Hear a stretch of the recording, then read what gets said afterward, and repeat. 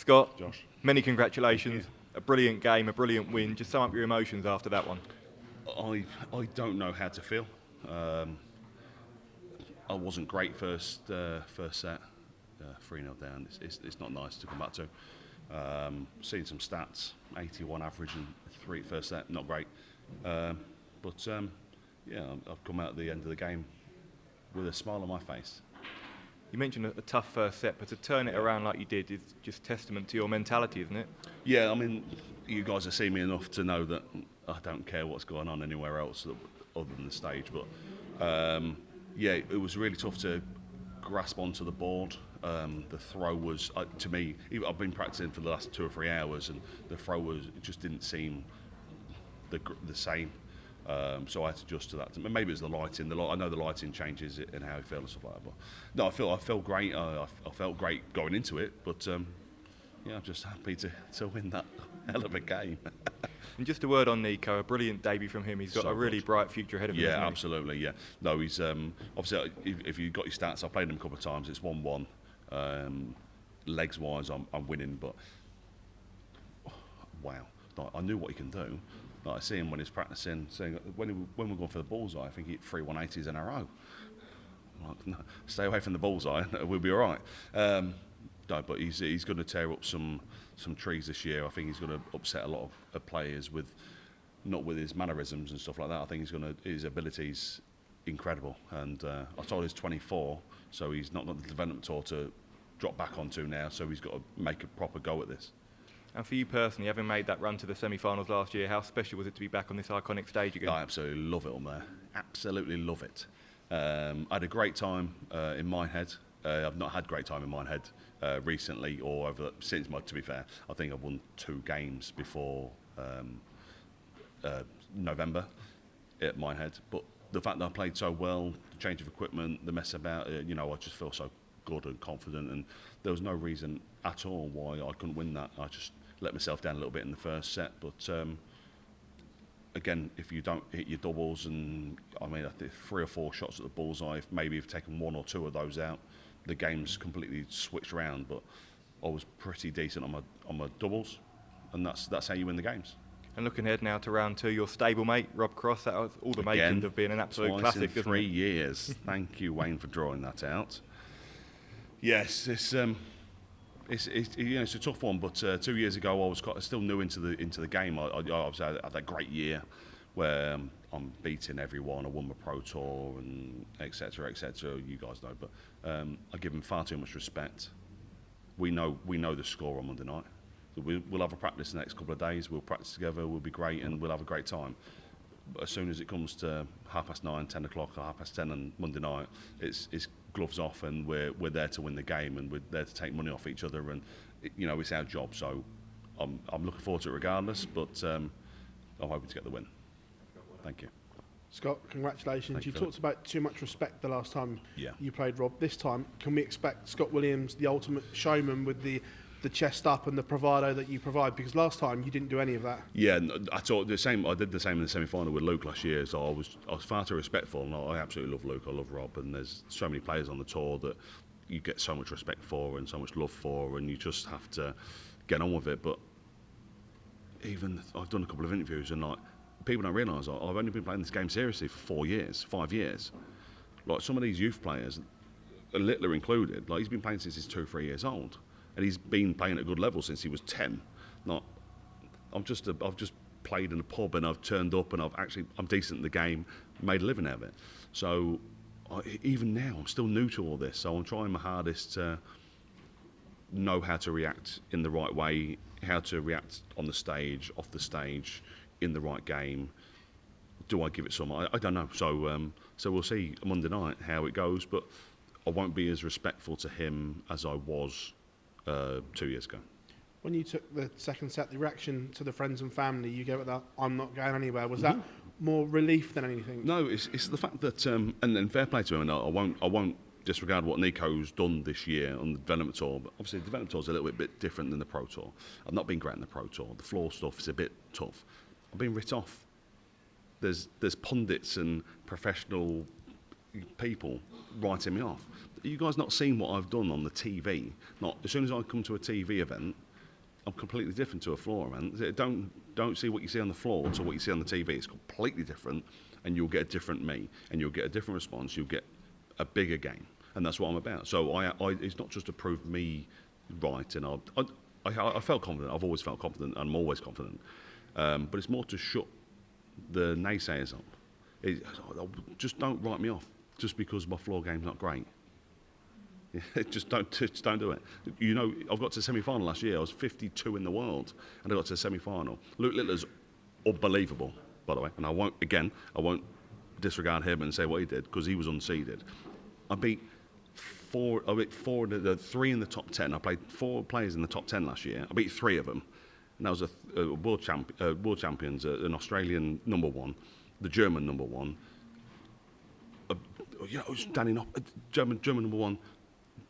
Danny Nopper, Dutch number 2, Dutch number 1, Japanese number 1, and I lost to the world number 1 and world champion. So don't disregard what I'm doing on the TV to what I'm doing on the floor. You touched on. Sorry, fella, I overspoke. No, there. it's fine. Too much talking. I'm so sorry. I was getting so heated then I would have taken anyone outside. But we know you're the ultimate showman. We know you're the ultimate showman on that stage. So how do you get there more often? Because I'm sure we haven't seen enough of you on stages this year to be that personality. It's a real tough one because the floor stuff, especially if being around the floor stuff's so boring. Obviously, you've got to be quiet. You've got to behave yourself. You're not allowed to swear, and I love swearing. You just got to be. You can't be yourself sometimes. You got what you see up there on the stage is the real me. I'm not just putting a show on. That's genuinely who I am. I'm an absolute tit. It's who I am. But it's just like I've got to behave myself on the floor. I've got to prepare different. There's potentially 7 or 8 games I've got to play. I've got 1 game to prepare for today. That's great. Went out for some breakfast. Had a shower. Washed some clothes in my apartment. Had another shower because I don't stink, right? And I just got just get myself ready for the one day. I can prepare myself. It's so easy, but the floor stuff's hard. So obviously, I love the floor stuff. The floor stuff is the bread and butter. And that's why we do it. That's what gives us the money. That's what gives us the good living. But I want to try my hardest to get on the floor, get on the TV. Sorry, and if my floor game's not good enough, I need to up that. Thanks, Phil. Scott, well done. Last year, obviously, was a big tournament, a big move for yourself. Is there any disappointment that you weren't able to follow up a big run with a big year this year? No, not at all. No, it's just I understand how it goes. I understand the game of darts. If I can't do what I'm doing on the floor, on the TV, on the floor, and on the stage, then I don't deserve to be at Winter Gardens. I don't deserve to go to the Morningside or the Mataloni or whatever it's called. So it's my own fault. It's no one else's fault. If I'm not good enough to do it, I'm not good enough to do it. Simple as that. Is there anything you think needs to change in terms of? Oh yeah, my floor game needs to improve massively. As much as I actually probably this year was my best floor in the fact that I earned the most money this year on the floor. Average wise and win wise, I don't think it was as good as the last couple of years. So I need to change that. I've got lucky a little bit. I've lost 6-5, I think 11 times this year on the floor out of 30.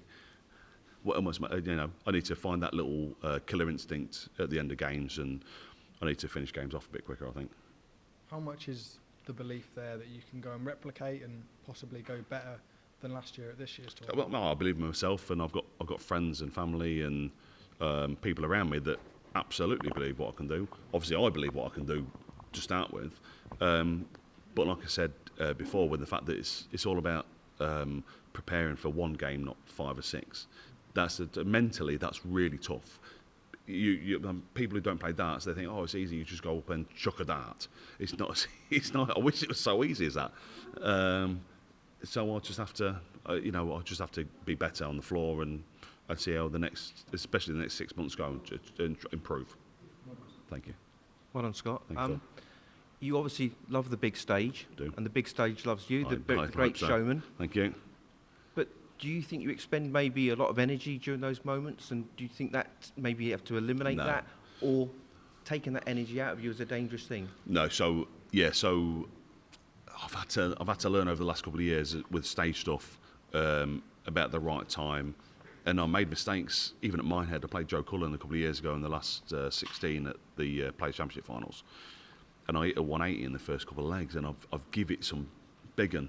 And I'm like, I don't need to exert that kind of energy right now because it's 1-1. So why? We know it's an even game. We're both doing what we're doing. So I'm kind of learning. I'm trying my hardest to be better at that kind of stuff. But I'm not going to stop being a bit of a tit. And I've said it already once, so I might as well say it again. At what I'm doing, I'm there to give the crowd what they've paid for. They're here for me. They're here for everyone. They're here to have a good time. They're here to see silly stuff. They're here to see great stuff. They're here to see anything that you can involve the crowd in. They're here for it. So I'll carry on doing that. Thank you, Bill. Scott, we know how close you are to Rob Cross, and for everything he's done in this game, he's hardly prolific on the floor as well. Yeah. Have you two both had a conversation of how you both can improve that side of your game? No, we had. It was actually after our last game at the World Championship 2 years ago, where my now manager and his manager, we all three of us pretty much stood there, said, "Don't do that again, right? If you're going to go win. Right, do what you have to do to win. Don't respect each other. Like, just treat anyone else like you would everyone else you play in." So that was great talk, which I needed, because now I can go into Monday night in a different frame of mind than I did maybe 18 months, 2 years ago. How many more levels do you think we can see from you? Like, I mean, we saw last year what you did on the stage, and we saw here. I mean, clearly you've got the game. So in terms of putting you in that top 16 and above, do you think you've got those gears that you can reach? Yeah, I absolutely got them gears, and you can tell with the way I come back there and I played, and regardless of what he's missing, I've got to hit it still. So it's great. But so what I've got the ability, I've got the people around me that can make me feel comfortable and make me push me on to do what I do. So I've just got to take it seriously properly myself. You know, it is my job. It's what I have to do full time. Other than my disabled wife and my kids and look after them, it's all about putting money and your bread and bacon on the table, right? So I've got it there. I just need to do it. I mean, that line that you said there, that we need to take it more seriously, that's been said an awful lot this week. Have you felt in the past year or two a change from all of the players thinking, right, this is serious money now, that we all need to make a shift to actually take this as an elite sport? Yeah, I mean, the money over the last couple of years has gone up slightly, which is great. It's obviously what we want to do, which is awesome from Barry and Matt and the guys that are putting the sponsorship and the money into it. But now Mr. Littler's here, and we're thinking, right, now we've got to try that a little bit harder, because now we've got to beat him, right? Other than Humphreys, like, we've got to beat both of them. So that's what we're going to do. But we know how big the sport's going to get over the next 3 to 5 years, especially with the sponsorship as well as the interest. I spoke to so many people over the last couple of weeks, potential sponsors for myself, going, "Oh, we love darts. We didn't really follow it 12 months ago, and then all of a sudden it's got big." And I was like, yeah, that's because that little 16, 17-year-old lad's just blown it up for us, which is awesome, and we absolutely love that. And no one on this stage will tell you different, and we love it. Whether we like playing him or not, that's a different matter. I've never played him, so I've got 100% win record or loss record, whichever you look at it. No, but it's all about looking at the bigger picture than just what we're doing now. If we go to 18 months, 2 years' time, and Barry and Matt go, right, we're going to extend this, we're going to put it here, we're going to play it here, we get 5, 6, 7,000 people, first round's 15, second round's 30, and then people are going to go, holy crap, there's money in this. There's actually money in this to do this. So we know what's coming over the next few years. So we're getting ready for it, and we do need to take it seriously. All of us. No matter how good you are, who you are, Van Gerwen, Humphreys, we have to take it seriously. Cheers, Scott. Well done tonight. Thank you very much.